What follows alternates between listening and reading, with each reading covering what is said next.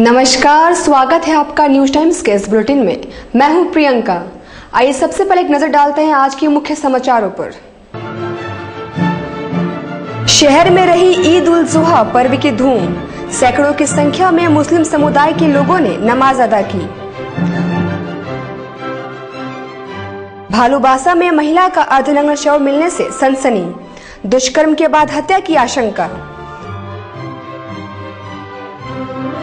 और साक्षी में सरेआम महिला के गले से सोने की चेन छीनकर भाग रहे युवक को लोगों ने खदेड़कर पकड़ा।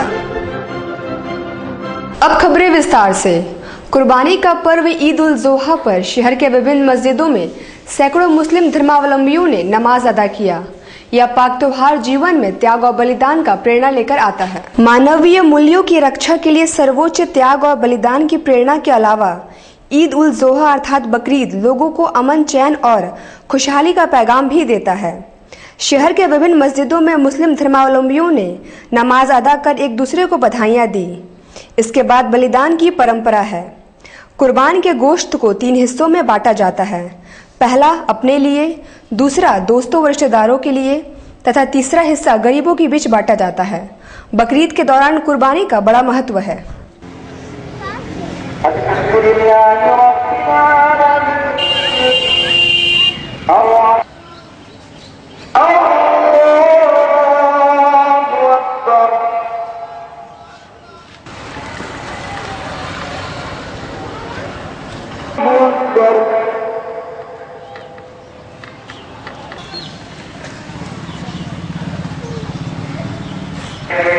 अपनी कुर्बानी में जानवर का चमड़ा मरकजी दारू तरफ से ले करके जवाब दारे हासिल करें।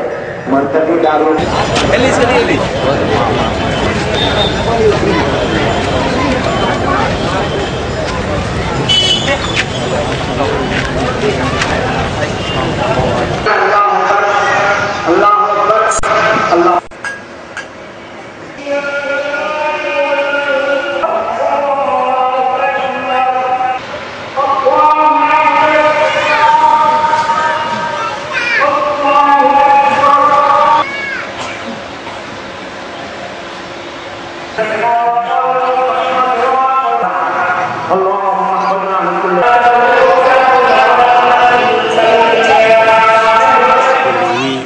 प्यारा है और तमाम भाइयों से हमारे यही निवेदन है कि मिलजुल के त्यौहार मनाएं, किसी तरह का अशांति न फैलाएं। बकरीद मिलजुल के मनाने के त्यौहार है, आपस में लोगों में मिलजुल के खुशियाँ बांटे। और दुर्गा पूजा जिस तरह से मिलजुल के मनाया है, किसी तरह का शांति भंग नहीं हुआ है। यह श्रेय प्रशासन को जाता है और हमारे सभी भाइयों को जाता है। शहर के सारे वासियों को, हिंदू हो मुसलमान हो, सारे लोगों ने मिलजुल कर अपना एक प्रतीक दिखाया है कि हम लोग आपस में भाईचारगी कायम करते हैं। उसी तरह बकरीद भी मिलजुल के मनाएं, आने वाला दिवाली भी लोग मिलजुल के ही मनाएं। इससे हम लोगों को बहुत खुशी होती है। बकरीद के नाम से ये जाना जाता है, ये हमारा पर्व है, बकरीद के नाम से जाना जाता है। इसमें कुर्बानी की जाती है। कुर्बानी जानवर की होती है, खस्सी वगैरह की। और इसके अलावा जो इसमें ख़ास मैसेज है वो है अल्लाह ताला के लिए, अपने रब के लिए, अपने मालिक के लिए, सच्चाई के लिए सब कुछ कुर्बान करना है। अपनी जान से भी ज़्यादा प्यारी चीज़ को भी कुर्बान कर दें, अपने माल को कुर्बान कर दें। भालूबासा रोड नंबर 2 व 3 के बीच बुधवार को एक 35 वर्षीय महिला का अर्धनग्न शव बरामद किया गया। ऐसी आशंका जताई जा रही है कि सामूहिक बलात्कार के बाद उसकी हत्या कर दी गई है। बुधवार को भालूबासा रोड नंबर 2 व 3 के बीच एक महिला का शव बरामद हुआ। अर्धनग्न अवस्था में बरामद शव की पहचान अंजू मुंडा के रूप में की गई है। शव की स्थिति देखकर दुष्कर्म और हत्या की आशंका जताई जा रही है। स्थानीय मुखी समाज के परेश कुमार मुखी ने कहा कि महिला कागज व प्लास्टिक चुनकर दिनचर्या गुजारती थी। क्या अंजू मुंडा नाम जैसा जाना जा रहा है। ये कल रात को इधर तो चुनते हैं प्लास्टिक वगैरह जो भी है, और इन लोग का रात गुजारा यहाँ वहाँ इसके बरंडा उंडा कोई गली में सोते हैं। लोगों का स्थानीय घर नहीं है और इन लोग का स्थानीय घर नहीं है। जैसे पता चला कि थाने वाले पूछे, जानकारी मिला कि लोग परसुडी के रहने वाले हैं। उनकी माता जी और बाबू जी बताएं तो इसको मैंने ये अवस्था में देखा गया यहाँ पे। अल्लाह है, सिर में जो जख्मी का निशान बिना हुआ है, शरीर से नग्न अवस्था में था। तो संदेह हो रहा है कि इसमें इसके साथ कुछ गलत कुकर्म किया गया है, और जो भी किया है ये बहुत समाज के लिए बहुत निंदनीय वाली बात है। और इसमें हम लोग पूरा सामाजिक लोग इसमें हम लोग ये कर रहे हैं। सीताराम डेरा पुलिस ने शव को पोस्टमार्टम के लिए भेज दिया है। थाना प्रभारी दीपक कुमार ने कहा कि जांच के बाद ही किसी नतीजे में पहुंचा जा सकता है। एक महिला अंजू देवी नाम की है जो कि कागज़ वगैरह पॉलीथीन वगैरह चुन करके अपना जीविका चलाती थी। उसके साथ में उसके माँ और बाप भी थे और वो लोग भी यही धंधा करते थे। और आज उसको देखा गया है यहाँ भालूबासा चौक हरिजन स्कूल के पीछे साइड में लाइन नंबर 2 और 3 के बीच में उसकी डेड बॉडी पड़ी हुई थी और सर पर थोड़ा सा चोट था। तो प्रथम दृष्टया तो लगता है कि उसकी हत्या की गई है। तो हम लोग इस जांच कर रहे हैं, अनुसंधान जारी है। वर्तमान में लाश को शिनाख्त करने के पश्चात पोस्टमार्टम करने के लिए MGM अस्पताल भेजा। बुधवार को एक तरफ बकरीद को लेकर सुरक्षा व्यवस्था चाक चौबंद है, वहीं दूसरी ओर उचक्के ने साक्षी में सरेआम एक महिला के गले से चेन छीन लिया। एक तरफ जिला प्रशासन की ओर से बकरीद के मद्देनजर पूरे जिले में सुरक्षा व्यवस्था चाक चौबंद रखी गई है, वहीं एक उचक्के ने सभी व्यवस्था को ठेंगा दिखाते हुए बुधवार को लगभग 3 बजे साक्षी दिल्ली दरबार के समीप कनकलता नामक महिला के गले से चेन उड़ा दिया और भागने लगा। महिला द्वारा शोर मचाने पर वहां मौजूद लोगों ने दौड़ाकर युवक को धर दबोचा। युवक ने अपना नाम मोहम्मद शमीम बताया है, वह जुगसलाई का रहने वाला है। साक्षी तमड़िया रोड की रहने वाली महिला ने उक्त युवक की पहचान भी की, मगर युवक ने खुद को निर्दोष बताया। हालांकि उसके पास से चेन बरामद नहीं हुआ है। साक्षी थाना में उससे पूछताछ जारी है। आरोपी युवक ने कहा कि उसे जबरन फंसाया जा रहा है। हाँ? वो तो सारे घर पास बोरी के नहीं छीना, यहाँ पर आकर बोरी थाना में छीने है। ज्यादा सियाना बन रही हो उसको निकलेगा फोटो न मत लीजिए, बोल रहे ना बॉस, मत लीजिए तो मत लीजिए। क्या हुआ मुझे ऐसे दूसरा में था वो फोन की तब हम आए और कैसा ना चेन का चक्कर में बोल रहे जिसको। दूसरी ओर पीड़ित महिला के पति पी अर्जुन राव ने कहा, आपको कौन लगती है? कितने बजे हुए? 1 बजे। आरोपी पकड़ा गया? हाँ, आदमी को पकड़ लिया।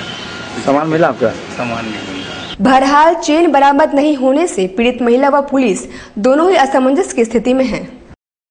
विधायक बन्ना गुप्ता ने बकरीद के मौके पर सभी को बधाइयां देते हुए कहा कि प्यार और भाईचारे तथा सौहार्दपूर्ण वातावरण में सभी त्योहारों का आनंद ले।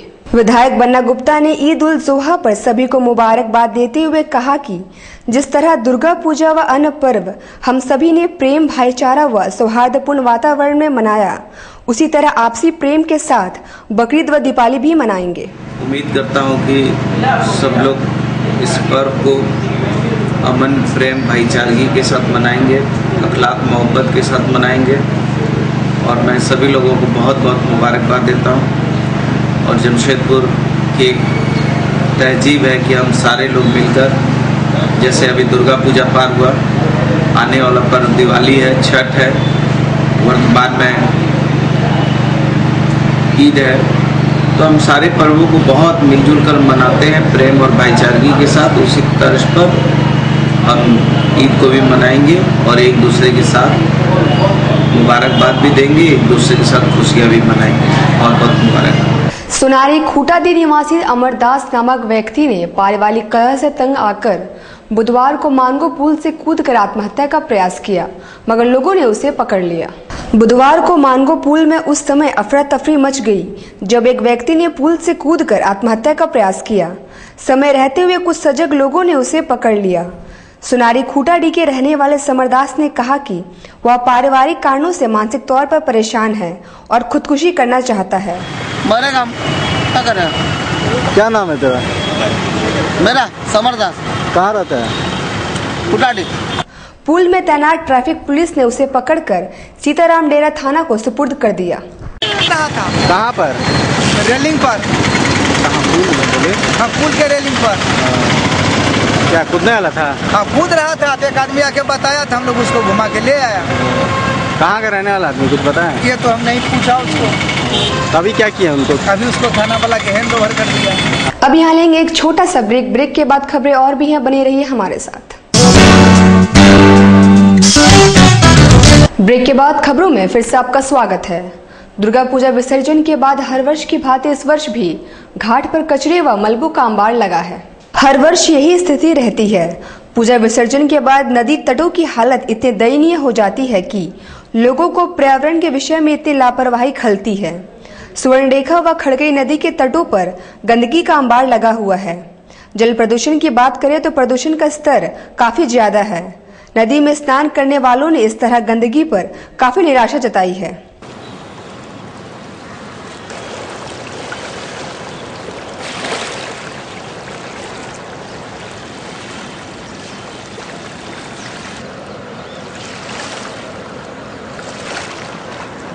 परेशानी कचरा रहने से तो किसी को भी अच्छा नहीं लगे। तो दुर्गा पूजा के बाद ज्यादा आप लोगों को दिक्कत आने लगता है?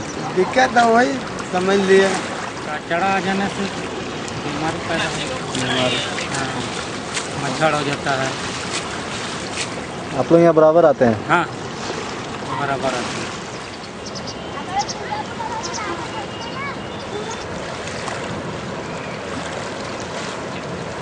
बंगाली समाज में दुर्गा पूजा का बहुत महत्व होता है, मगर उसके ठीक 4 दिन बाद होने वाले लक्ष्मी पूजा का महत्व भी कोई कम नहीं है। माँ दुर्गा की पूजा अर्चना के बाद बंगाली समाज में माँ लक्ष्मी पूजा की तैयारियां जोरों शोरों पर हैं। घर घर में होने वाली इस लक्ष्मी पूजा का आयोजन शुक्रवार को होगा। बंगाली समाज में इस पूजा को कोजागरी लक्ष्मी कहा जाता है। बाजारों में माँ लक्ष्मी की प्रतिमाएं खरीदने का दौर जारी है, पर मूर्तिकारों की परेशानी अलग है। उन्होंने महंगाई की चर्चा तो की, साथ ही कहा कि पहले वे 400 से 500 मूर्तियां बनाते थे, पर बारिश की वजह से मिट्टी की अनुपलब्धता की वजह से इस बार माँ लक्ष्मी की प्रतिमाएं कम बनी हैं। माँ लक्ष्मी पूजा के बाद इस प्रतिमा का विसर्जन नहीं किया जाता है। दुर्गा पूजा के 3-4 रोज बाद होता है और ये बंगाली समुदाय के पूजा है, लोग ये विसर्जन नहीं करते हैं। अभी कोजागरी लक्ष्मी पूजा कब है? 4 रोज बाद है, शुक्रवार को है। कितना बना रहे हैं बात? तो 200 पीस बना रहे हैं। हर बार कितना बनाते हैं? हर बार हम लोग 300-350 पीस बनाते हैं। कम क्यों बना रहे हैं बात?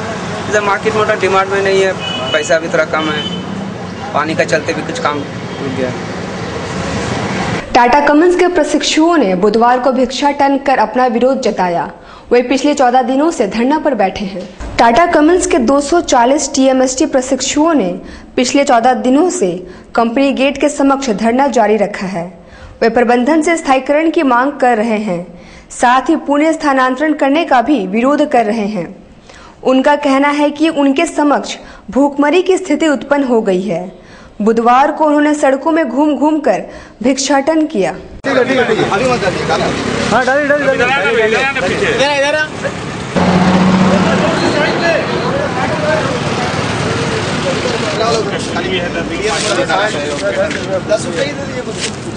आज हम लोग का 13वां दिन है और आज हम लोग भिक्षाटन का प्रोग्राम बनाए हुए हैं और यहाँ से बहुत सारे हम लोग भिक्षाटन का मतलब टाटा मोटर्स गेट पे भी हम लोग किए हैं और हम लोग कमिंस गेट में भी कर ही रहे हैं और ये हम लोग का प्रोग्राम अभी चलते रहेगा। नरवेराम हंसराज स्कूल के 11वीं के छात्र अनुराग तिवारी भारतीय सैनिक के जीवन पर आधारित एक पुस्तक लिख रहा है, मगर पैसों की कमी आड़े आ रही है। अनुराग तिवारी के पिता एनके तिवारी खुद फौज में लंबे समय से हैं और अपने पिता के जीवन और परिवार की परिस्थितियों से प्रेरणा लेकर अनुराग ने life of an Indian soldier नामक पुस्तक लिखना आरंभ किया। उसने न्यूज टाइम्स को बताया कि एक फौजी का व्यक्तिगत जीवन क्या होता है और उसका परिवार कैसे जीवन यापन करता है। इन बातों को वह पुस्तक के जरिए लोगों तक पहुंचाना चाहता है। अनुराग ने कहा कि इस पुस्तक प्रकाशन के लिए पैसों की कमी आड़े आ रही है। उसने कहा कि वह चेतन भगत की तरह लेखक और इम्तियाज अली की तरह फिल्म लेखक बनना चाहता है। मेरा बुक का नाम है life of an Indian soldier. मैं अपने पिताजी से प्रेरणा लेकर लिख रहा हूँ इस किताब को। हाँ, क्या नाम है बताएं? अनुराग कुमार तिवारी। पिताजी का नाम? पिताजी का नाम नरेंद्र कुमार तिवारी। और कहाँ रहते हैं? मैं सुंदरनगर में रहता हूँ और सुंदरनगर जमशेदपुर में रहता हूँ मैं। मैं Norway Ram Hansraj English school का छात्र हूँ, क्लास 11 का। और बचपन से ही लिखने का शौक़ था, मगर उसको मैंने पब्लिश करने के लिए आज तक नहीं लिखा। और अब लिख रहा हूँ पब्लिश करने के लिए, क्योंकि अब समझता हूँ कि सही टाइम आ चुका है। फिलहाल पापा को 24 साल से पिताजी सोल्जर हैं, तो उनसे प्रेरणा मिला कि वो किस हिसाब से काम करते हैं, हमेशा मेहनत से काम करना, और फिर उस मेहनत से काम करना। और इस चीज़ों को मैंने उनके अंदर देखा, बचपन से देखा कि कितने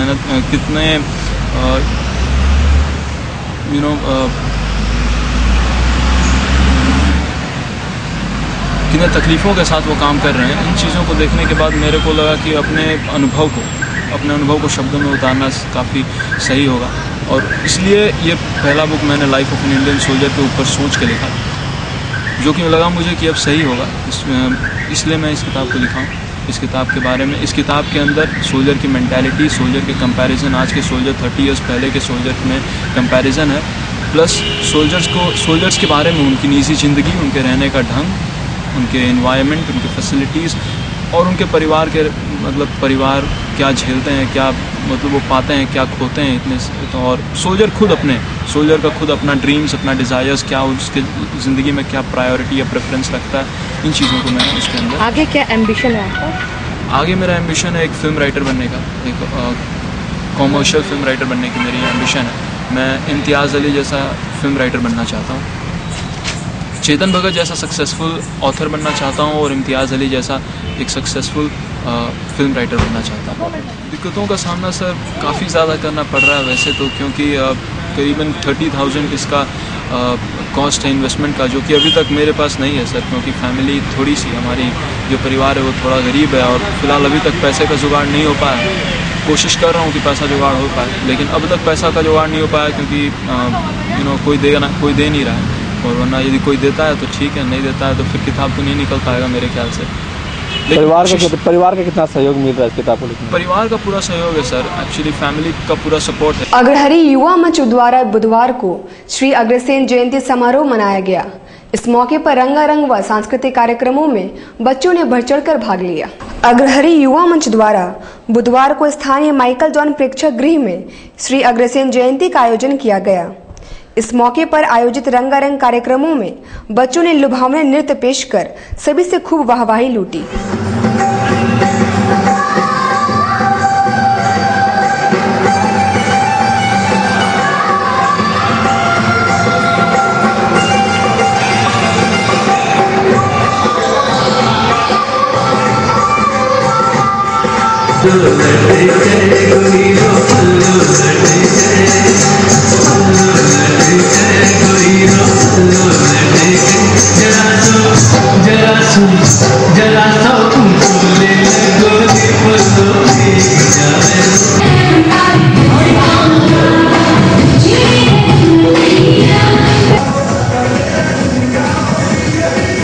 अग्रणी बंधु पूरे झारखंड प्रदेश से एवं हमारे राष्ट्रीय अध्यक्ष श्री सुकुमार जी पधारे हैं, एवं बाहर से भी काफ़ी लोग आए हैं। ये पर्व हम लोग हर साल मनाते हैं, क्योंकि हम लोग अग्रसेन जी के वंशज हैं, इसलिए पूरा हम लोग काफ़ी धूमधाम से मनाते हैं।